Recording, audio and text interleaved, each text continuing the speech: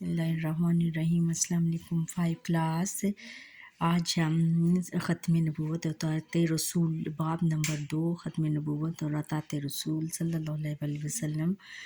کے تفصیلی سوالوں کے جواب دیتے ہیں۔ قرآن و سنت کی روشنی میں عقیدہ ختم نبوت کا مفہوم اور اہمیت میں بیان کریں۔ جواب ہے کہ حضور اللہ تعالیٰ نے انسانوں کی ہدایت کے لیے بہت سے نبی اور رسول بھیجے۔ سب انبیاء اکرام علیہم السلام نے لوگوں کو اللہ تعالیٰ کی وحدانیت کا درس دیا۔ سب سے آخر میں حضرت محمد رسول اللہ خاتم النبیین صلی اللہ علیہ وآلہ وسلم تشریف لائے۔ آپ صلی اللہ علیہ وآلہ وسلم کے بعد قیامت تک کوئی نبی یا رسول نہیں آئے گا، اسی لیے آپ صلی اللہ علیہ وآلہ وسلم خاتم النبیین ہیں۔ جو شخص آپ صلی اللہ علیہ وآلہ وسلم کے بعد رسالت یا نبوت کا دعویٰ کرے گا وہ جھوٹا اور دائرہ اسلام سے خارج ہے۔ اسی عقیدہ ختم نبوت اسے کیا کہتے ہیں؟ عقیدہ ختم نبوت کہتے ہیں۔ اللہ تعالیٰ نے قرآن مجید میں ارشاد فرمایا، ترجمہ: محمد رسول اللہ خاتم النبیین صلی اللہ علیہ وآلہ وسلم تمہارے مردوں میں سے کسی کے باپ نہیں ہیں بلکہ اللہ کے پیغمبر اور خاتم النبیین ہیں، اور اللہ ہر چیز سے واقف ہے۔ اس میں انہوں نے بچوں بتایا ہے کہ ختم نبوت کا کی جو ہے کو واضح کیا ہے کہ ختم نبوت کیا ہے۔ ختم نبوت حضور نبی اکرم صلی اللہ علیہ وآلہ وسلم کی آخری نبی ہونے پر ہمارا یقین ہے، اور اسی پر ہم نے یقین رکھنا ہے۔ یعنی حضور نبی اکرم صلی اللہ علیہ وآلہ وسلم خاتم النبیین ہیں، اور ان کے بعد کوئی رسول یا نبی نہیں آئے گا، اور آپ خاتم النبیین ہیں۔ اور پھر آگے ہے کہ نبی کریم صلی اللہ علیہ وآلہ وسلم نے فرمایا، ان کا ارشاد ہے، میری اور مجھ سے پہلے تمام انبیاء کی مثال ایسی ہے جیسے ایک شخص نے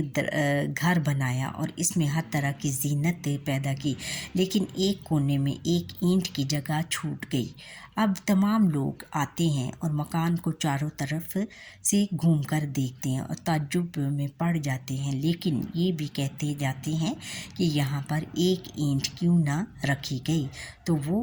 میں ہی وہ اینٹ ہوں اور خاتم النبیین ہوں۔ یعنی حضور نبی اکرم صلی اللہ علیہ وآلہ وسلم نے بھی خود اپنے خاتم النبیین ہونے کا دعویٰ کر دیا ہے کہ میں خاتم النبیین ہوں، اور انہوں نے ایک مثال دی، گھر کی مثال، مکان کی مثال دی کہ ایک شخص نے گھر بنایا، وہ بہت عالیشان تھا، لیکن اس میں ہر طرف کی زینت تھی، ہر طرح کی آسائش اس نے رکھی، لیکن ایک کونے میں ایک اینٹ چھوڑ دی۔ یعنی تمام انبیاء ان کا کہنے کا مطلب یہ ہے کہ تمام انبیاء مرسلین میرے سے پہلے یا رسول میرے سے پہلے آئے، اور انہوں نے تمام لوگوں کو اللہ تعالیٰ کی دعوت، اللہ تعالیٰ کی وحدانیت کی دعوت دی، اور لوگوں نے اور اس طرح تمام انبیاء آتے گئے اور ایک مکان کی صورت اختیار کرتے گئے، اور اس مکان میں ایک اینٹ چھوٹ گئی، اور اس اینٹ تمام لوگ آتے گئے اس جو مکان تھا اس کی زینت کو دیکھ کر بہت خوش ہوتے گئے، اور پھر تعجب سے دیکھتے رہے کہ یہ اینٹ کی جگہ خالی کیوں ہے۔ یعنی ان کو یہ یعنی وہ دوسرے انبیاء پر ایمان تو لاتے گئے بچوں، لیکن انہوں نے یہ یقین کر لیا لیکن دل سے یقین نہیں کیا، اور تعجب سے اس مقام کو دیکھتے رہے، یعنی تعجب سے، یعنی ان کی کوئی بات جو بات ان کو بری لگتی گئی اس کو وہ رد کرتے گئے، اور ایک اینٹ کو تعجب سے دیکھتے گئے اور کہتے گئے کہ یہاں اس اینٹ کی جگہ کیوں خالی ہے، تو حضور نبی اکرم صلی اللہ علیہ وآلہ وسلم اس اینٹ میں وہ اینٹ جو تھی وہ حضور نبی اکرم صلی اللہ علیہ وآلہ وسلم کے لیے رکھی گئی تھی، اور ان کی آمد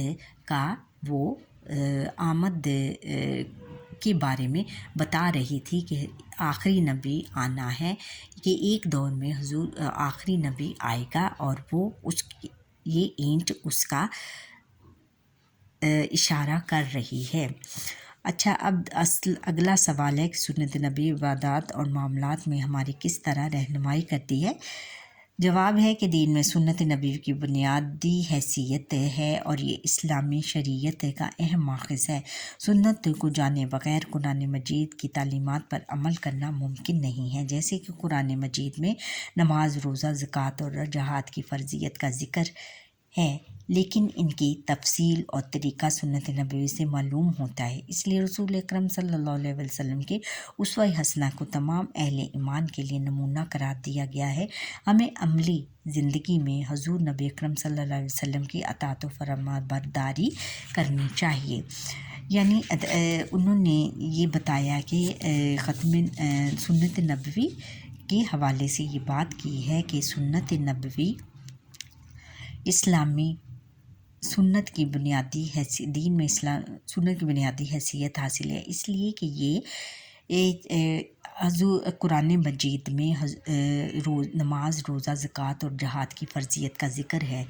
تمام عبادات کا ذکر ہے، لیکن اس کی جو عملی صورت ہے وہ حضور نبی اکرم صلی اللہ علیہ وسلم نے اپنی زندگی میں کر کے دکھائی، اور اسی پر ہم نے بچوں عمل کرنا ہے اور انہی کے نقش قدم پر چلنا ہے اور ان کی اطاعت کرنی ہے، یعنی ان کی اطاعت کرنی ہے، یا جو چیزیں جو ان کو پسند تھی وہ ہم نے اپنانی ہے، جو ان کو ناپسند تھی وہ ہم اس سے ان کو کرنے سے